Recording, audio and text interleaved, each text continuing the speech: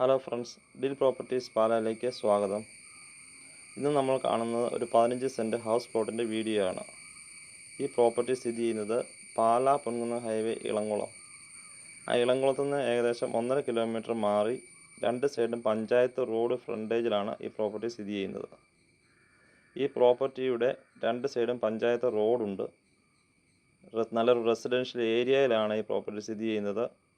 School, ആരാധനാലയങ്ങൾ, എല്ലാ സൗകര്യങ്ങളും അടുത്തുള്ള ഒരു പ്രോപ്പർട്ടിയാണിത്.